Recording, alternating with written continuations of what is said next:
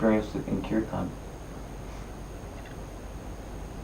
That simply by the presence of Srila Prabhupada, suddenly the whole atmosphere becomes transformed into raving, ecstatic, blissful experience in the assembly of the devotees.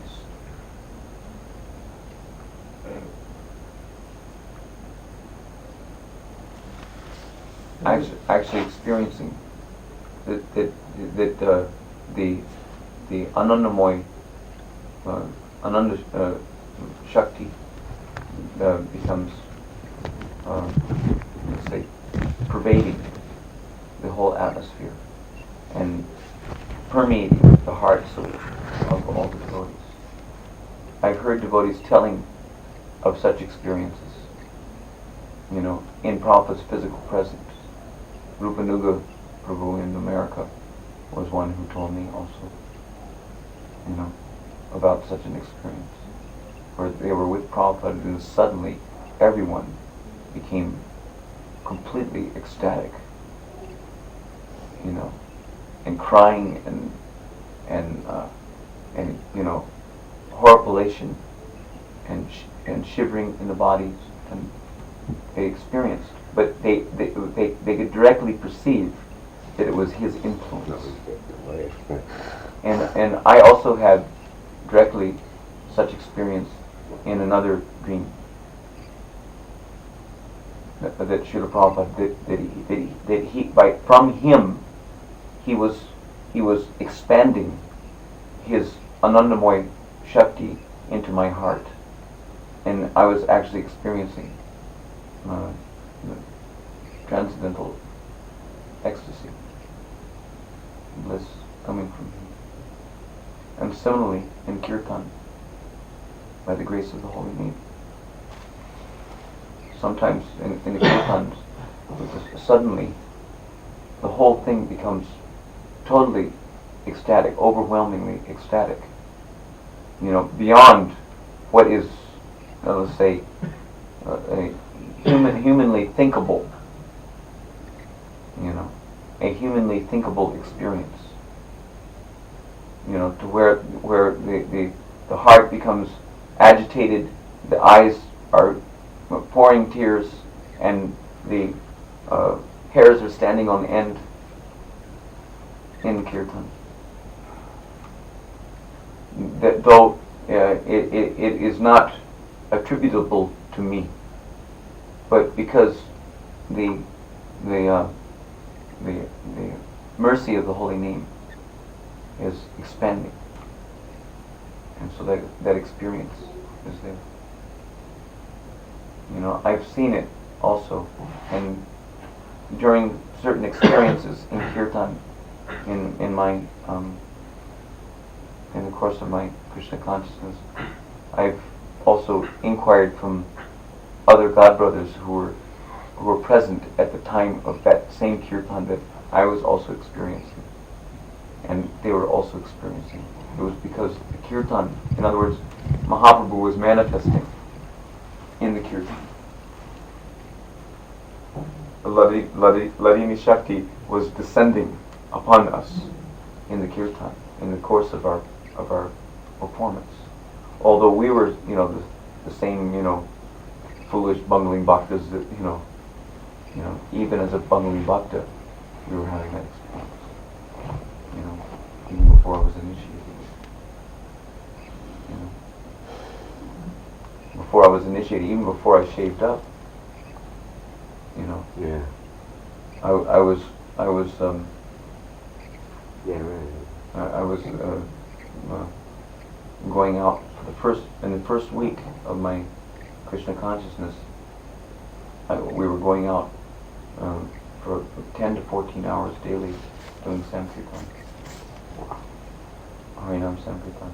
And, we would take turns distributing Bhaktivedanta magazines side by side with our Sankirtan performance. And then so in the evening we would come back and read Krishna book, while drinking milk and everything.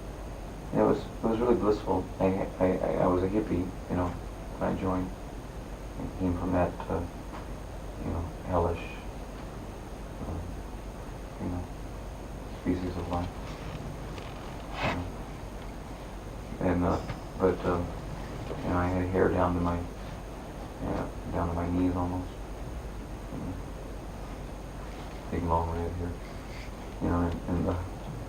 And I still had the hair at that time when I was, but they because I wasn't allowed to shave up yet because they wanted to make sure that I was, gonna, follow, not that I shave up and then go smoke dope or something, but so they had me braided all back, and I kept it gathered together in a braid, which was a huge long braid. And even when I shaved up, I kept that my sika was as long as my hair was, Now I hardly have anything at all, I can't even tie it in a knot, But I remember one time my Sankirtan leader at that time, because I had this huge long braid, and he said, Bhakta such and such, that your Sikh is a whopper. We got to cut it at least in half, so that I reluctantly surrendered, okay, now you cut off all my other hair, at least you left me a little bit, and now you want to cut that in half too, So, and of course that was after my, that was the beginning of the end of my Sikha. But anyway, within the first week, even I hadn't, I'd given up smoking dope. I was vegetarian for, at least a couple of years before I joined the movement. And,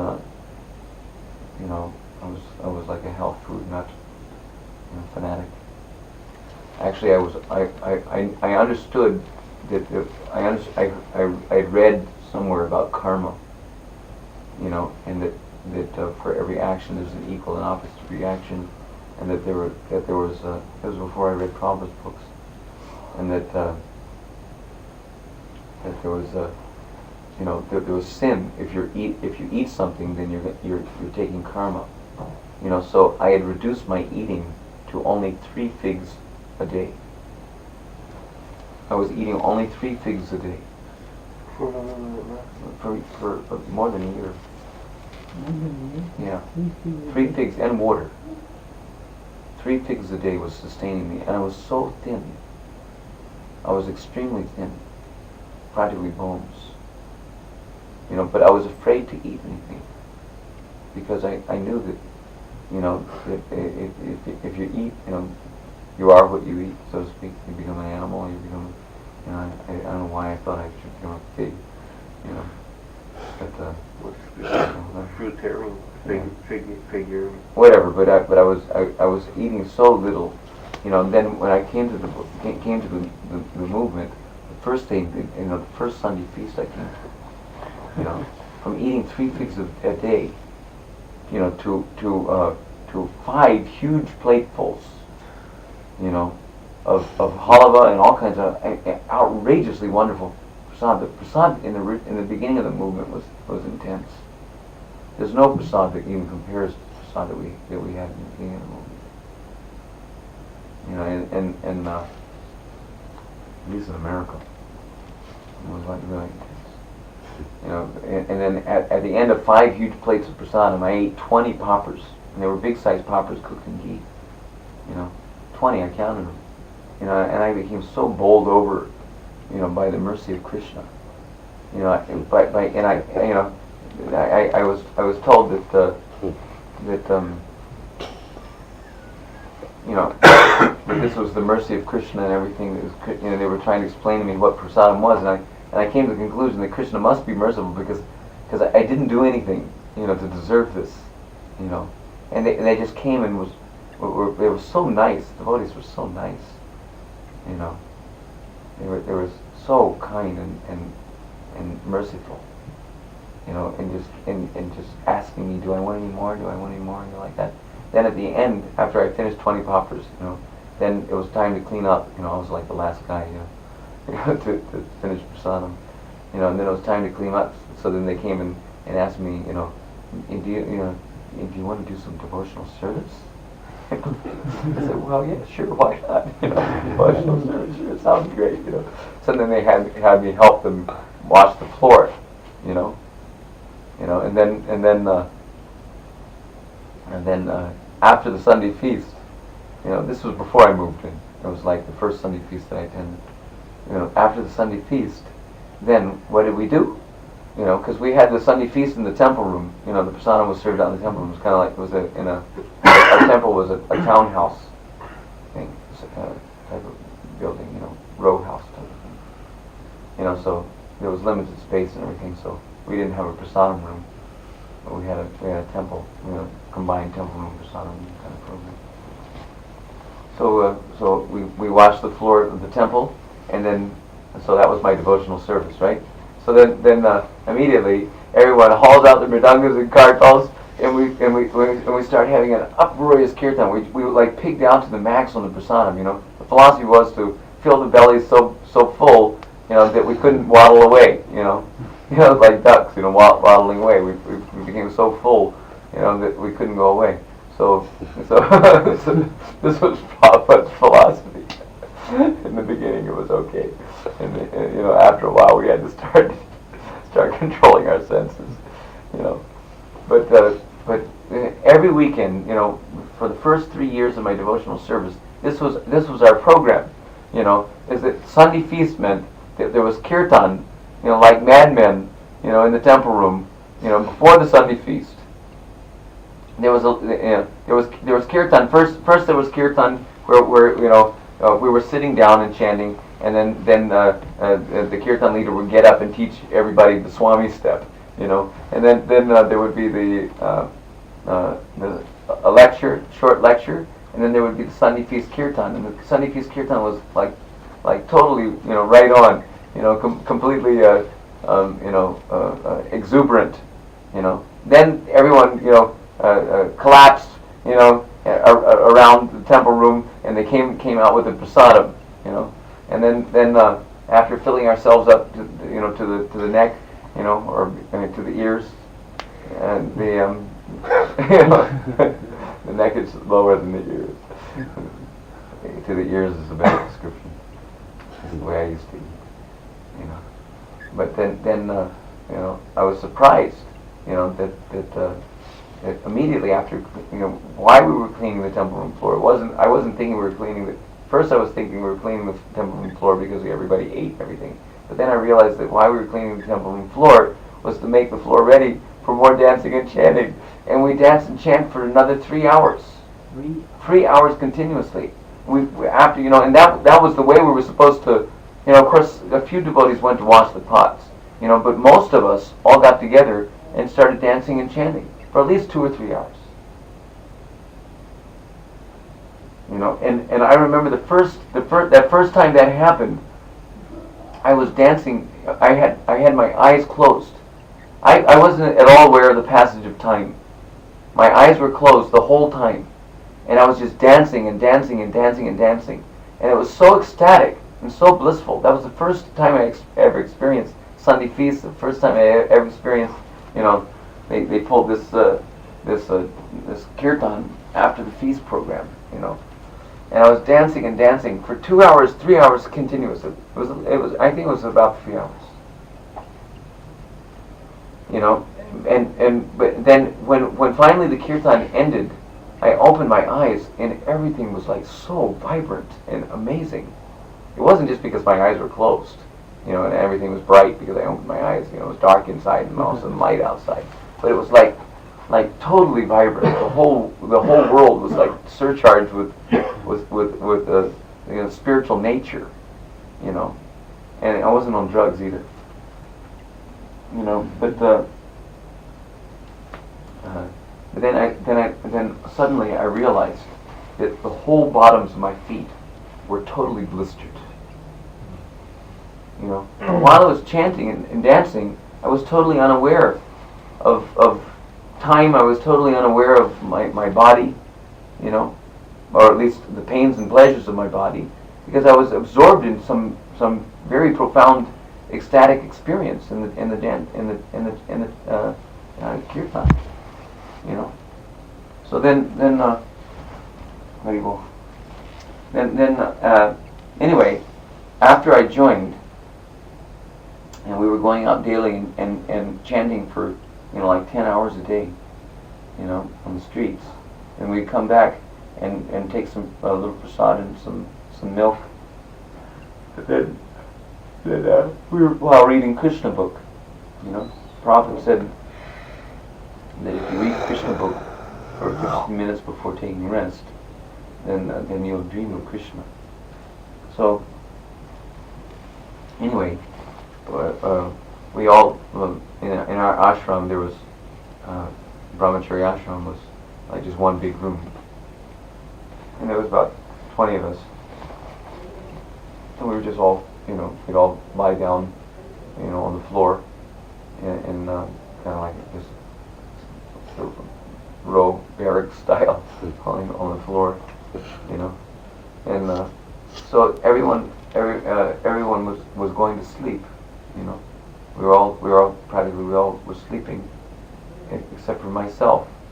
I was laying there and I started to doze a little bit. Do you have experience of what we call the twilight zone? Huh? Which is it's the stage between waking and dreaming. You understand? There's the dream state, and there's the waking state. But between the dream state and the waking state, there's a subtle state, which in which you can see ghosts and various other things. So or subtle entities like that, because there's a subtle dimensional eye which is opened in that condition. So I was starting to doze, but my eyes were open, and then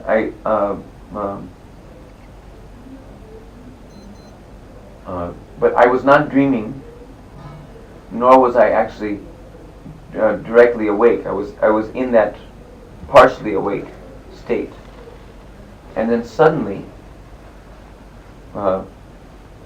I hear a very amazing sound, and it was undiscernible.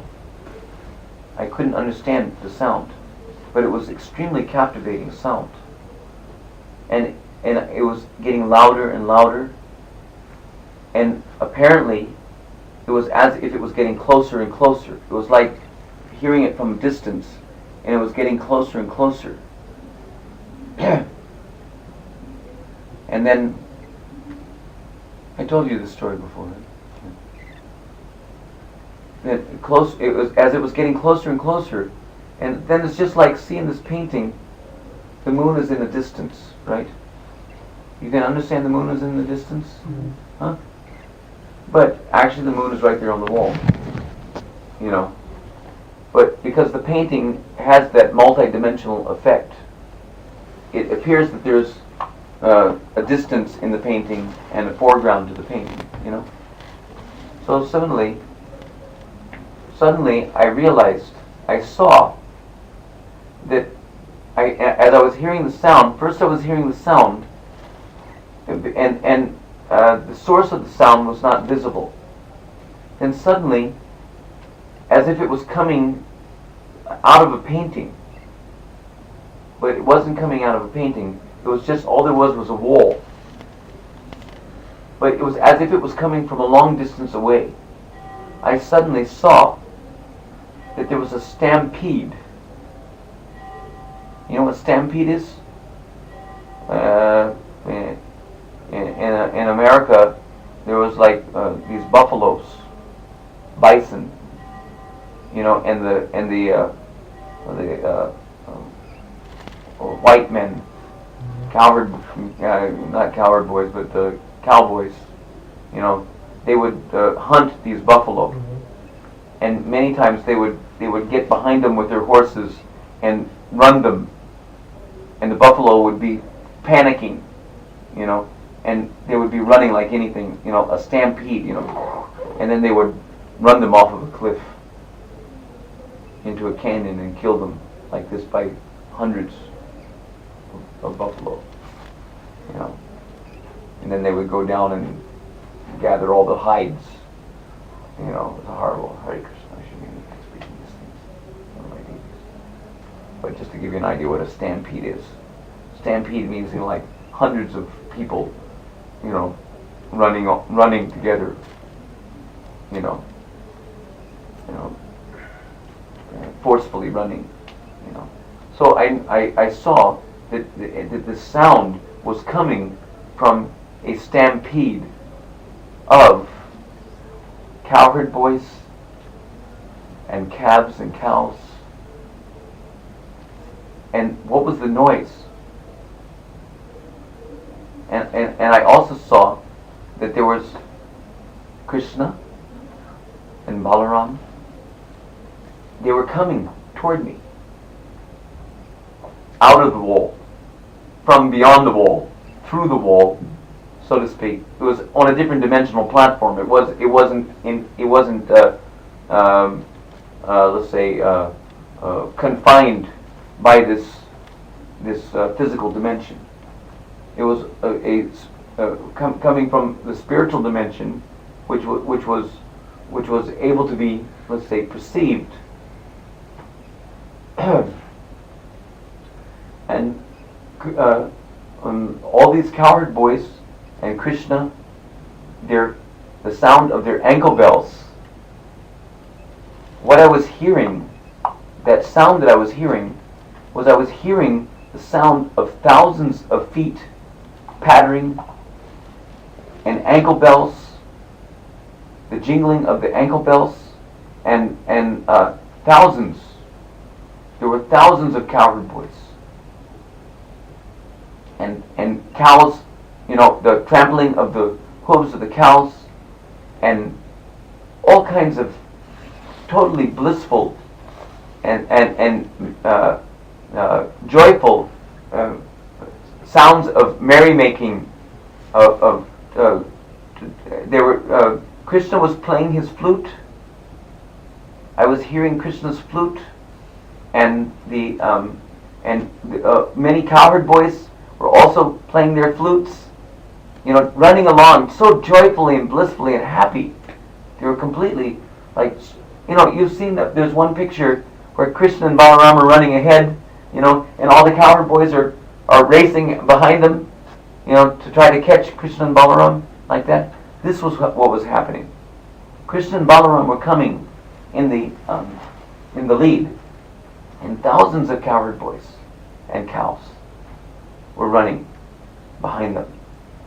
And all this sound, buffalo horns blowing and flutes playing and just like thousands of ankle bells, you know, jingling, you know, and it was so blissful, the sound was so blissful that, you know, as it was getting closer and closer, the blissful nature of that sound was affecting my consciousness directly, more and more and more.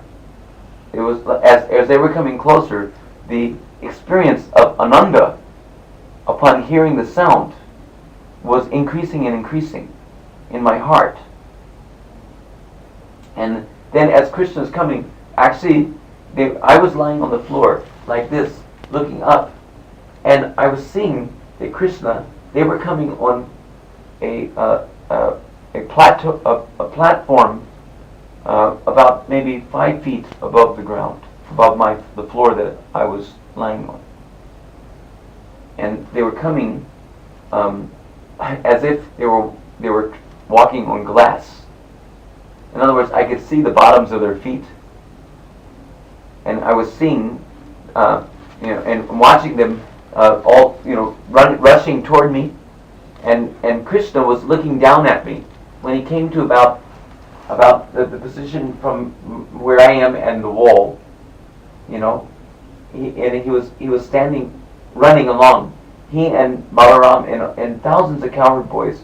They were coming. I saw them coming from a distance. They were coming. They were stampeding over me, and I was seeing Krishna was looking down at me with a beautiful smile and playing his flute and looking at me with extremely enchanting eyes, beckoning me to join him. And then as they were rushing over me, the sound, because it became so uproarious and so tumultuous, sweet, flutes and ankle bells and buffalo horns blowing, and not only that, but they were all laughing, happy. It was like so happy. They were all happy, all the cow, and they were all like bubbling over with joy and happiness, in their chasing after Krishna and everything. It was like so much fun, incredible fun, and I was seeing all that and experiencing all that, and seeing Krishna looking at me in such a loving way, in such a sweet way. He was looking at me, and then as they're passing over me, the ananda experience of their influence totally overwhelmed me when they were as they ran over me, and thousands of them were running over me, and I fell unconscious. I didn't remember what happened after that. All I remember is that I woke up the next morning, and wanting to tell someone about this, but being afraid to, that they would think that I was crazy. But the reality is that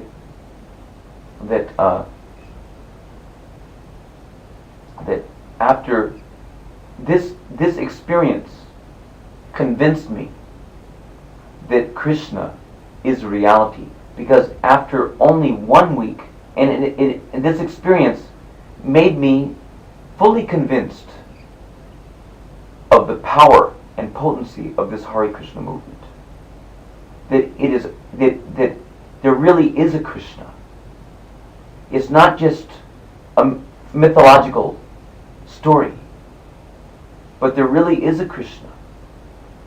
Before that, the first night when I joined this movement, the first night that I stayed in the temple, after I fell asleep, there was many very angelic and saintly persons, sannyasis and highly elevated devotees. I don't know where they were from. It didn't seem that they were, like Western devotees. They were whom I, to this date, think to be our predecessor acharyas. That they were coming and they were surrounding my bed, and they were forcibly convincing me with argument after argument after argument, basically telling me that this is the chance that I'm going to get in this lifetime to go back home, back to Godhead, and telling me, do not leave, do not leave, do not leave, never leave. You must stay. They were again and again forcibly convincing me that I must stay. Because of that experience, that dream, I decided the next morning that I would never leave this Krishna consciousness movement. Because they convinced me that in previous lifetimes I had made some mistakes, and that's why I was again born in this lifetime, and that I must stay, that this is the chance that I'm going to get in this lifetime to go back home, back to Godhead. And then within the next week, Krishna personally gave me his darshan. I got darshan of Krishna Balaram within the first week that I was in this movement. And I can only attribute that to the fact that Srila Prabhupada has spread the Krishna consciousness movement to the Western world. That by the power of Srila Prabhupada's desire, this Krishna consciousness movement was spreading And the Krishna consciousness movement spreading means that it was giving others the opportunity to experience Krishna, to realize Krishna, to see Krishna face to face and eye to eye. Of course, I was not talking with Krishna. Krishna wasn't talking with me, but I was hearing his flute playing. When I first joined this movement, for a few days before that incident, my temple president, because I played flute in my childhood, in my youth, in my school orchestra and whatnot.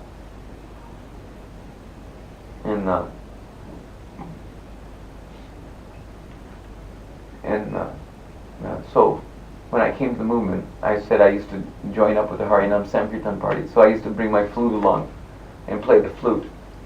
And at the first Sunday feast also I played the flute,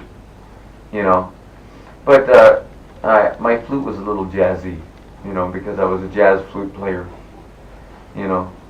So it wasn't exactly, in other words, it was kind of like driving my temple president crazy, because, I was overdoing it a little bit. So he took me to the side after about the third day, and told me that Prabhu, actually,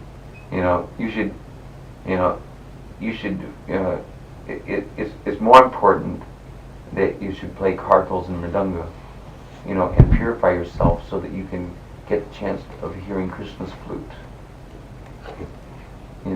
and then you'll know what flute playing really is, So he says, until that time, you should.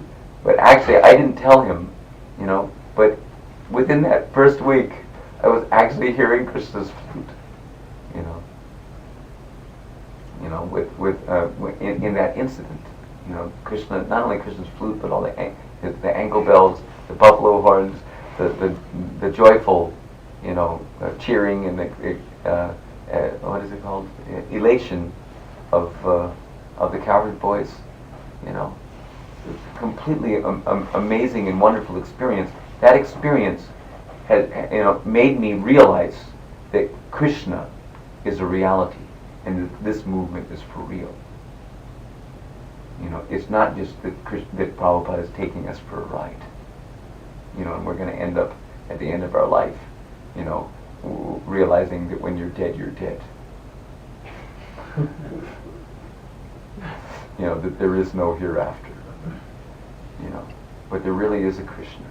The only reason why I'm speaking this is not by way of self-glorification or any such thing. What am I? So what? I saw Krishna.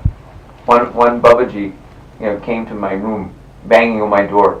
I had met him several times, and suddenly, somehow or other, he knew where I was staying, and he came and he was banging on my door. Wham, wham, wham, wham, wham. Aindra, wham, wham, wham, wham, wham. He's telling me, old Babaji, maybe 70 years old, 76 years old. And he's calling my name, Aindra, open up, Aindra, bam, bam, bam, bam, bam. So I come up and open the door, and he comes kind of like bursting in, and he's telling Aindra, I saw Krishna. Aindra Prabhu, I saw Krishna. And I was going, oh no, another, because I didn't know him that well, And he said, no, really, I saw Krishna. And I was thinking that is this guy some Sahaji or something or what? He saw Krishna. Yeah, right. He saw Krishna. Of course, I'd seen Krishna. I knew what it meant to see Krishna. But and I was willing to give him an ear. Yes. Okay. Well, maybe he did see Krishna. How am I to know? We're in Vrindavan after all. You can practically expect to see Krishna behind any bush, in the bend in the road, because this is Krishna's Leela Sthan. So anyway, he's saying, no, you don't understand. I actually saw Krishna. I was going for Madhukari, and because in Vrindavan, hardly everyone's stingy in here in Vrindavan, they won't give you nothing. So I wanted to cross the river, cross the Yamuna River, to go to the other village because people are more generous there, and I'll get a little something more, But it was starting to rain, and I wanted to cross the river quickly, So I saw that there was one boat, and there was a boatman, and there were some girls on the boat, and they were starting to leave the shore already. So I started wading out into the water, and calling to them, wait, I want to go too, wait for me, I want to go too, me too. And so he started going out into the water, and he was telling me, that as he was going out into the water, suddenly the boat disappeared. And then it dawned on him that what he was seeing, Krishna was the boatman, but they were covered with dust, braj, they were covered, so he couldn't understand them, who they were. And the girls were Krishna's gopis, and Krishna was going with in the boat with the gopis across the Yamuna River, as he sometimes does, And then he started saying, oh no, I saw Krishna, but I didn't recognize Krishna, Then he said, actually I saw him, and he was lamenting in my presence. Actually I saw him, I saw Krishna, but I didn't recognize him, but I actually saw him. It was actually Krishna and the gopis in the boat. I saw him. Then he started telling me that actually, it is not so difficult to see Krishna. In fact, because we're in Vrindavan Dham, Krishna is eternally present in Vrindavan Dham. He can manifest himself according to his own sweet will. Certainly it's not a difficult thing to see Krishna. As a matter of fact, we're seeing Krishna every day. We're going down to the temple and having the darshan of the deities. You think the deity is not Krishna? The deity is Krishna. Who is not seeing Krishna?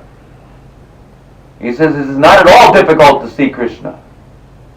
The difficult thing is how to change your character. And he's poking me in the heart. The difficult thing is how to change your character. It is not at all difficult to see Krishna. You can see Krishna. Anyone can see Krishna. The surprising thing is who's thinking that he's not seeing Krishna. As a matter of fact, there's nothing but Krishna to be seen.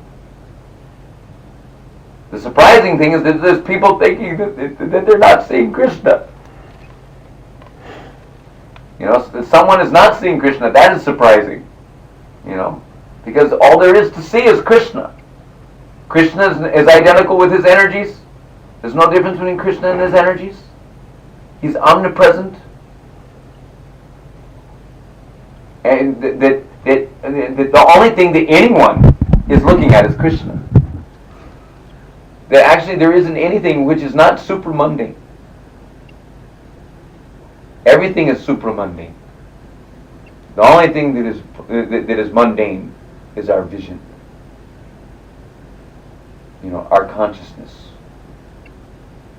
So because our consciousness is mundane, we're taking something to be mundane. Even we take Krishna to be mundane. Even we see Krishna. But just because you see Krishna doesn't mean that you've changed your character. Easy thing to see Krishna, not at all difficult.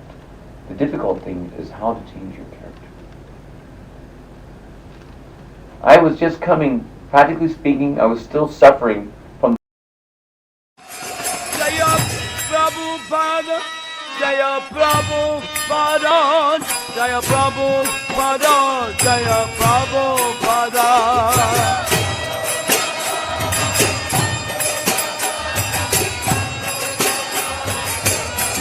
Jaya Jaya Prabhupada.